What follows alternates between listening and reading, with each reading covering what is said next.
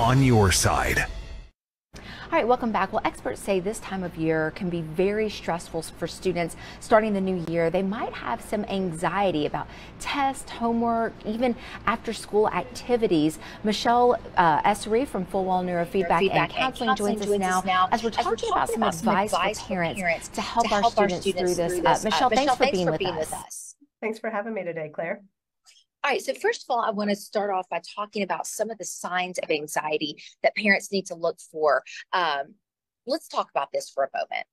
Yeah, this is true for adults also, but especially for kids, there isn't necessarily learned language, right? We don't always know as adults or kids how to talk about what we're feeling. And so one of the things that can be tough is we can have a lot of symptoms and not realize, hey, you know what, this is actually anxiety. And so for parents, we're always trying to figure out why our kids are behaving the way they are, right? We're like, well, maybe it's this. Well, maybe it's this. Well, these are a few of the things you can look for in yourself and your children to identify, hey, that might be anxiety underneath some of that behavior. Our irritability, right? Maybe being a little grumpier than normal. And some of that can be true for other reasons too. But again, if you put a few of these together, if they have 2 or 3 of these, then they might be experiencing some anxiety, irritability, insomnia, so difficulty with sleeping, maybe nightmares, stomach aches, headaches. You know, a lot of times kids might not be able to say on the outside how they're feeling, but their body will start to have issues. Maybe they'll be nauseous or they'll get stomach aches, not want to eat food. Avoidance, social isolation, right? Like pulling away from people. If they start to express that they're worried about something, that they have some fears, maybe refusing to go to school or getting really upset when they start to go to school, and then anger outbursts, like just reacting out of nowhere. All of these things can be signals, you know, like those flags we're looking for that maybe there's some anxiety going on underneath.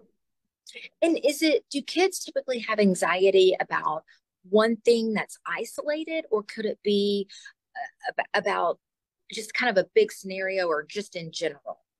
You know, there are a lot of reasons that we might experience anxiety, children especially. New things produce a fair amount of anxiety for anybody, and some of that is normal, right? That normal kind of anticipation.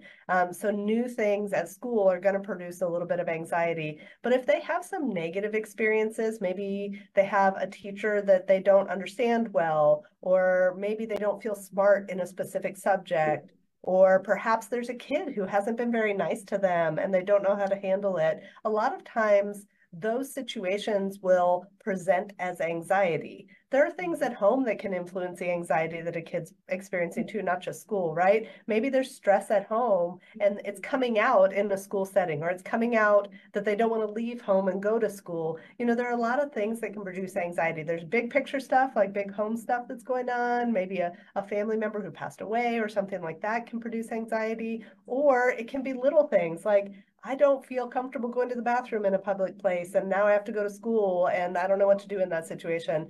They might not always know how to express that there's something that's bothering them, but that's a great opportunity as a parent to ask some good questions about, well, why, you know, what are you afraid of? Is there something that's happening that is making it hard for you to want to go to school or to want to get in the car or whatever it is?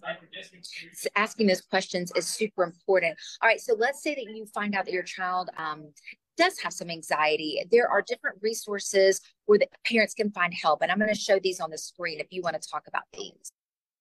Mention them briefly. Children's of Alabama has great resource page. They actually have resources where you can call directly and get the resources you need, but their page of resources that's listed there is fantastic. So is the Alabama mental health resources that are listed there are also fantastic. If you look at those websites, if you just search those on Google or Bing or whatever, if you look at those up, they're going to bring you to a website and you can look at their resources pages. They're going to have a lot of links to a lot of different things that could help you in a variety of ways.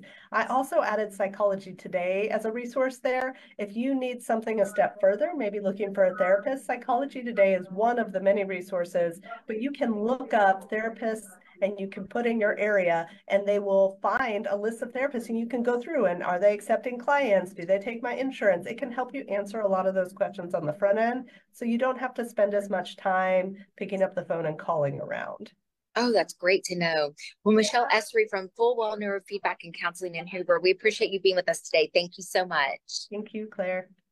All right, we're going to take a quick break. We'll be right back after this.